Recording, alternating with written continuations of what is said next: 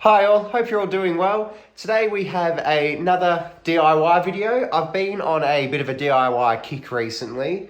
There's just something about, tinkering on guitars and modifying and building that's just, for me, it's half the fun of the hobby. It's 50% playing, 50% tinkering. But anyway, today we have a little travel guitar that we're going to have a look at changing quite dramatically. So I'm going to flip the camera around and we're going to have a quick overview of what this guitar actually is. So we have what appears to be a Hofner Shorty style guitar, but it's actually quite a bit different. Firstly, it's not a Hofner Shorty, it is PMA, which as far as I can tell, I never heard of the brand before, but as far as I can tell stands for Pro Music Australia. And these guys were a distributor in Australia, obviously. I don't know if they exist anymore, but they kind of had their own brand of guitars that were kind of making things like that. Actually, I think they still might be around doing like cheap Strat copies and, the classic affordable guitars that these brands often do. So it looks like a Hofner Shorty. It's that sort of body shape, shorter scale length, but the body is probably twice the size of a Shorty. If you look at a photo of a Hofner Shorty travel guitar, the end of the body here is basically where the bridge is, but as you can see, there's quite a big gap between the bridge and the end of the body, so it's at least double the size of a Hofner Shorty, which kind of makes it not a fantastic travel guitar per se, but it is a good travel guitar in the sense that it's pretty close to feeling like a standard guitar in the lap, or wearing a strap playing it. But it is still small enough to kind of chuck in luggage and things like that. First step is going to be taking this finish off. It is a sort of sparkly blue and it looks okay, but I want something different. So let's start there. Actually, we're jumping the gun a bit. The first step is to take all the hardware and the neck off the body. I did test the electronics and they're going to need a lot of work as well. So let's pull it apart. So I will meet you again when we've just got the body. Okay, so I've never stripped the finish off a guitar with a heat gun before, but I have seen people do it. I think I know what I'm doing, so I'm just going to give it a go. I'll update you as I go. Okay, so update. It didn't really work. So look, I don't think this is a proper poly finish. If it is, it's a very, very thin poly finish. So it didn't really bubble up and kind of break off like I've seen in videos. So we're not going to do that. I think we'll try another way.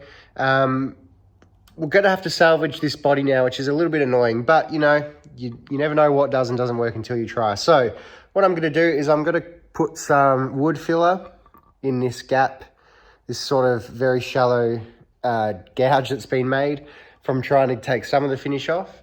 And then we'll sand it all back, try and sand as much of the finish off as possible, and go from there. Okay, so filler on. Obviously it looks rubbish as is, but as you all know, you sand back the filler to make it a smooth finish, and that's what we're going to do across the whole thing anyway. In the meantime, let's get the ball rolling on another project and make this a kind of 2-in-1 DIY video, because you can never be doing too much DIY. Although I would recommend you only do one DIY project at a time.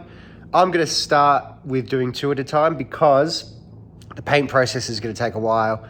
And after the paint's dried and cured on both these bodies, then we'll go one at a time. Anyway, here is a neck. I have no idea what it is. I thought it was roasted maple, but as you can see, there's quite a bit of discoloration between the headstock and the actual neck. So it looks like a stain on some sort of, I don't know, mahogany maybe? I'm not sure. I also have a standard Strat body. This is, I've got no idea what the origins of this are actually. It's in pretty poor condition, the finish. As you can see, there is some really horrific sort of gouges and dents and stuff. So we're just stripping the finish off this and we're gonna repaint this one as well. Now this is a proper poly. You can already see that is a thick poly that's gonna crack under a heat gun. So we should be able to get this one off, okay? So these parts here were bought from Nepean Music Centre, which is a music store local to me. They had a sale. They're currently moving to a new shop, so they had a sale on all their kind of bits of junk that was lying around. So I picked up a neck and a body and a pick guard, which is not pictured and is not going to be used anyway, for a really, really good price. So if Nepean Music, if you're watching and you can tell me a bit about this neck and what wood it is, that would be great to know. The body as well, if you know what the body is, I'd love to know what the body is. But we're going to make a sort of Strat sort of thing, obviously. But the pickups are going to be quite different. So as you can see, working a lot better on this guitar with the traditional thick poly plastic. We are going to have to do 2 layers though, as you can hear my dogs barking in the background, because we're getting the first layer off, this first layer of red, and then there's this other layer which is coming off in parts, like down here as you can see, but it's still pretty thick, so it'll be a lot of work on this one. Alright, so this is where we're at. This finish is coming off much easier than our little guitar, although I am starting to burn the wood, as you can see. So I'm gonna pause on that for now, figure out how we can get the final layer off without doing too much damage to the wood, because the other thing is you can start to see cracks in the body where the pieces are glued. So I'm obviously going a little too hot. So we're gonna put that on pause. In the meantime, this has been sanded back. Now it looks horrendous now, but we are gonna do a couple of coats of primer, and it's sanded smooth enough for a couple of coats of primer. So this one is ready to spray. Okay, there's layer 1 done. As you can see, it's dripping quite badly and it's not very even at all, but we're gonna sand this layer well back. This is kind of just acting, rather than a primer layer, this is acting as a second filler on top of the wood filler we've already used. Okay, so change of plans with this body. I've tried getting this second layer off. As you can see, it's very, very sticky, and the heat gun needs to be there long enough to get the actual finish off, but it's there so long that it starts to burn the wood. So that's no good at all. So it's also starting to split at the bodies, which I think I mentioned before. So we're going to backtrack a little bit. I've tried to take it off in places and decided it's not worth burning the whole body. So what we're going to do is I'm going to use wood filler to smooth out these little kind of lack of finish spots, I suppose. And I'm going to try and put a bit of glue down those cracks to kind of solidify it again. So as you can see, I've already smeared a bit of glue on the cracks on the back. I'm going to do the front after the back is dried. So I'm going to do that all in one, and it's going to look like this. Okay, so obviously we're having some finishing debacles in terms of our 2 guitar bodies. But there's no reason we can't jump to the necks and get them polished up, looking nice, ready to go. So one of the necks we're going to leave as is, but we're going to kind of clean it up and set it up. And the other neck, we might do a bit of painting on as well. So we'll see. So first things first, we've got our kind of Strat sort of copy neck here. We're going to polish the frets, oil the fretboard. We won't lube the nut up just yet.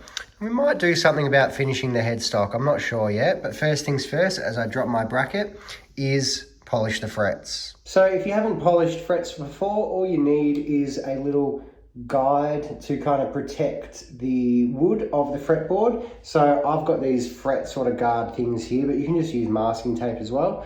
Then you get some steel wool and you just rub the fret.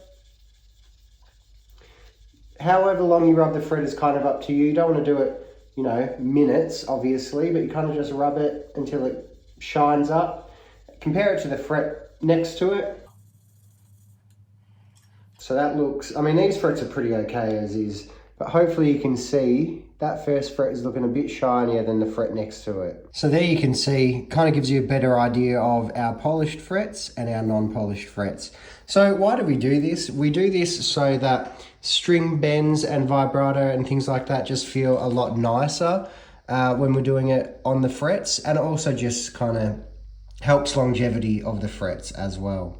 So here we are, all drying up. It is hanging on a old towel rack in an old bathroom. So that is going to cure for a couple of weeks. So you can see the finish kind of reacted a bit odd with the filler. But that's okay. I don't mind the look. It's not the look I was going for, but I don't mind the look.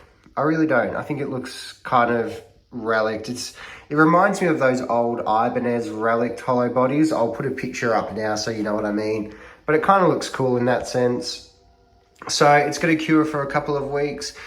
So something unusual on the PMA neck, it looks like that the frets and the fretboard have some very thin and very kind of, I don't know what the word is, not very well sprayed, I suppose, clear coat on it, which is very odd. Normally you don't have to clear coat rosewood boards and you would never clear coat the frets. So yeah, I'm just polishing the frets and just noticed that they just feel like they've got like, you can kind of feel what feels like very sporadic spray paint sort of, you know, I don't know, paint on it, I suppose. And yeah, it's doing a weird thing with the steel wool. All right, been a while since I put my face on the camera this video, but I wanted to give you an update of where we're at on both guitar bodies. So flipping the camera around, let's have a look at our Strat guitar. So the lighting is horrific in here, so bear that in mind when we're having a look. It's going to look much better when it's dry and we can take it out in the light. But what we've got is a Dulux rose gold metallic finish, which then has a Dulux glitter effect gloss, and then another clear gloss coat over the top. So if we get in, you can see kind of that sparkle and shimmer. Again, it's a bit hard to see because the lighting in here is atrocious, which means the camera's not going to focus very well, but you get an idea of it. So that's our Strat body. So I've just put the clear gloss coat on, the last coat on, about 15 minutes ago. So that's going to cure for a couple of weeks. Make sure the paint gets really hard before we start putting the hardware back on, and then we'll go from there. We've also done a similar thing with the headstock. So we've got a clear gloss finish on the back, which I might do another layer on just to really layer it up. And then it's going to be satin the rest of the neck, hence why it's taped off. So we'll have a gloss to satin transition. Matching headstock with a gold little stripe there and that little kind of carved out bit. Again, it's like the sparkle glitter you can see. So I mean, I'm a sucker for a matching headstock, so I think it'll look really cool. So unfortunately, I think I'm giving up on this particular project. The bridge posts, they were really kind of jammed in and hard to screw in and out before I even stripped all the parts and repainted it. But now they're just egregiously hard. You can see starting to do damage with the screw, on the actual posts.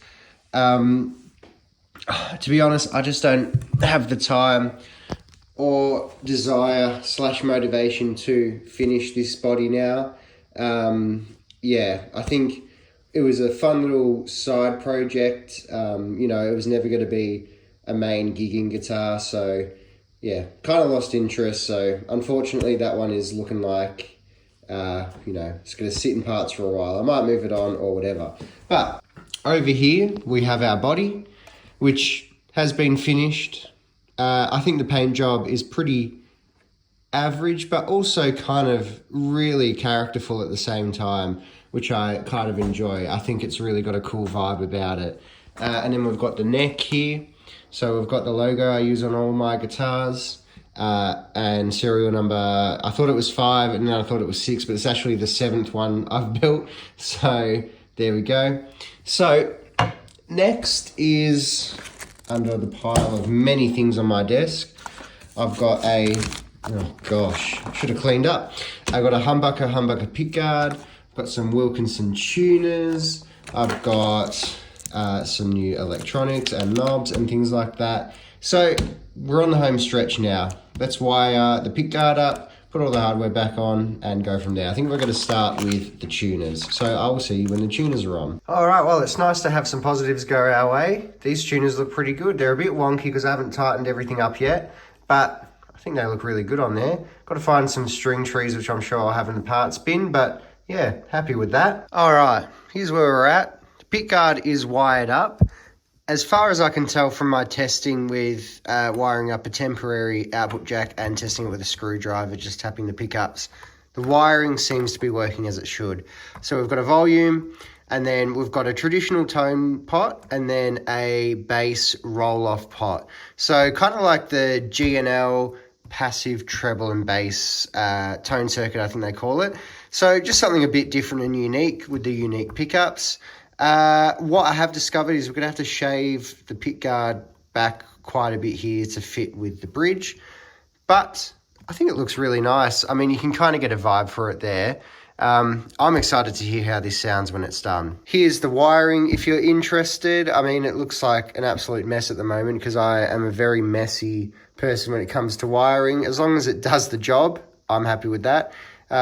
So yeah, that's where we're at. I am keen to go to the next step, which will be tomorrow because it's late tonight. All right, we're jumping a fair bit ahead here, but I'm just really excited because it's coming together really nicely. So the pick guard is on. I had to shave with a file so much of the pick guard around the neck pocket and around the bridge, and you can see, if I can get an angle that won't give us any shadows, it's not a very neat job.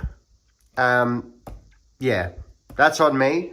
I'm happy to cop that. This is the thing that happens with parts casters when you're putting all these different parts together that might not match. It just happens. So the pick guard has been, as I said, filed down quite a bit to fit.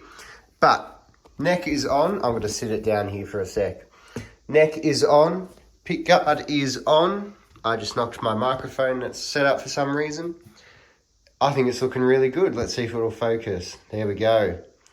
How cool is that? So we're pretty much up to restringing, or not restringing, but stringing up, put the string trees on, and then just setting it up. All right, so let's be honest here.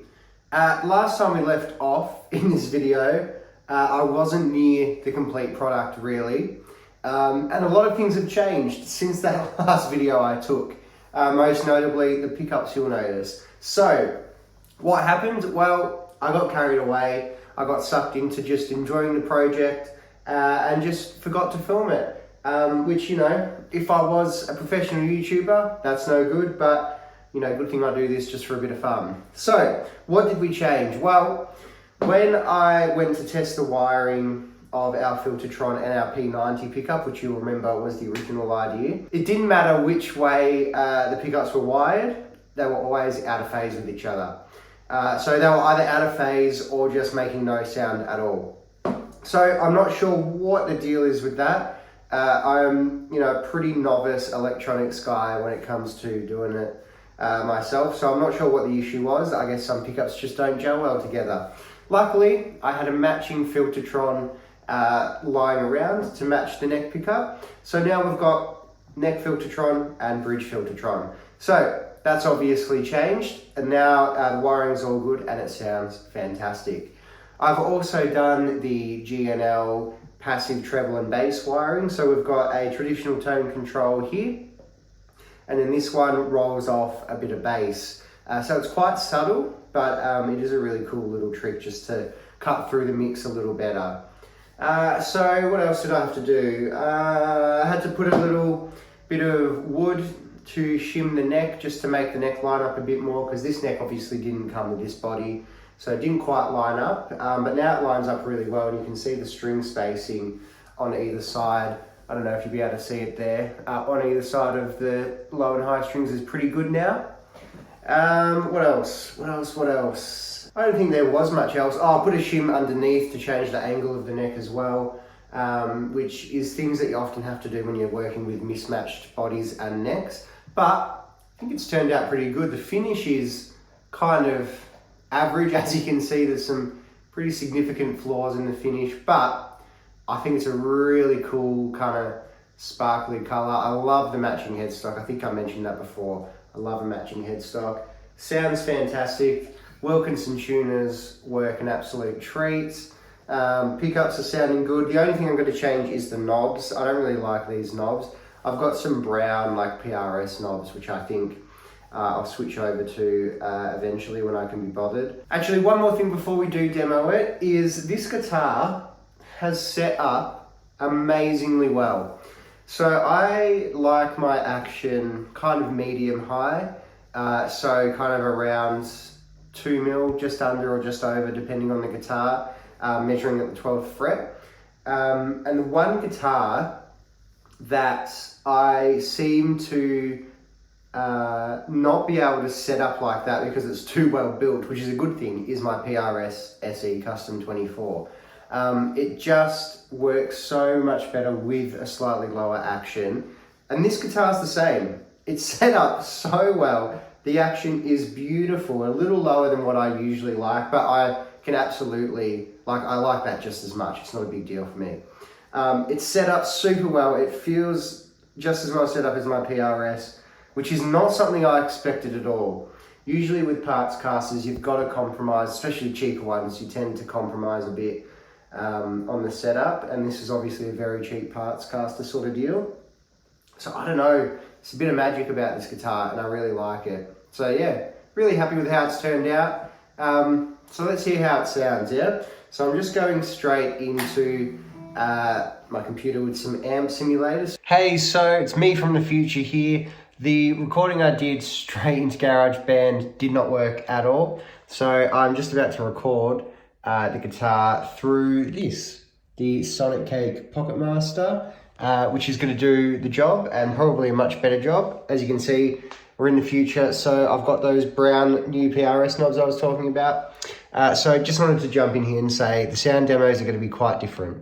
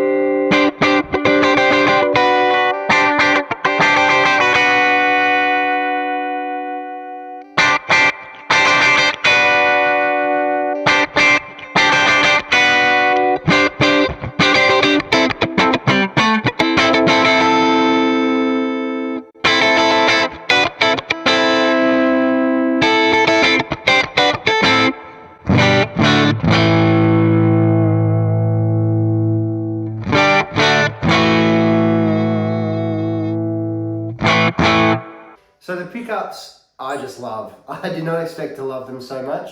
They really remind me a lot of my parts caster Tele, which is just a traditional Tele sort of pickup layout.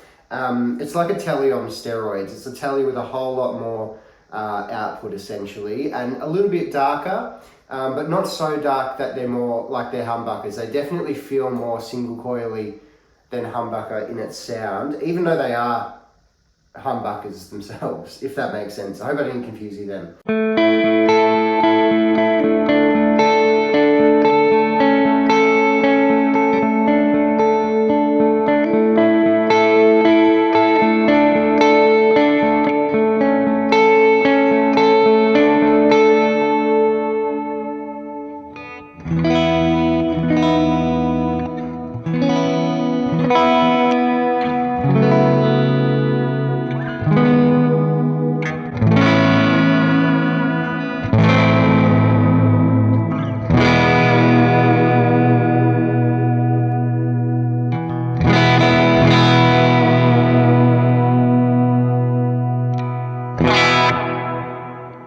Really cool, kind of just makes it, you know, gives you a bit more versatility from your sound if you want to. I really like to have the bass cut rolled on, so it is cutting bass if you're going for a real single coily sort of vibe.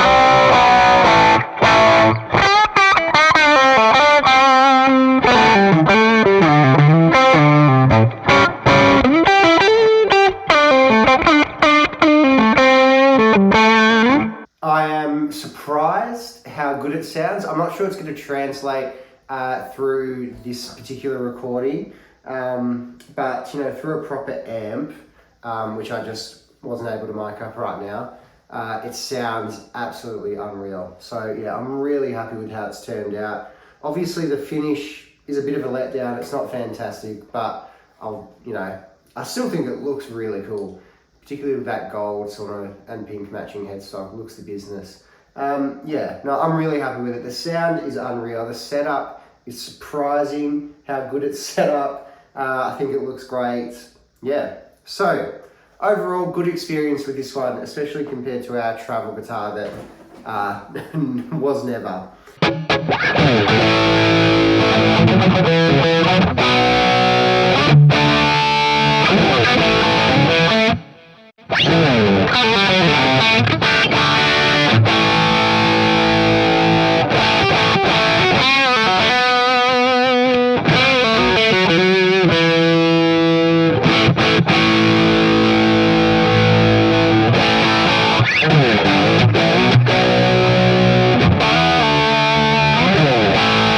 So let me give you some more playing demo to finish off, I think, and then we'll leave it there. So I'm going to play.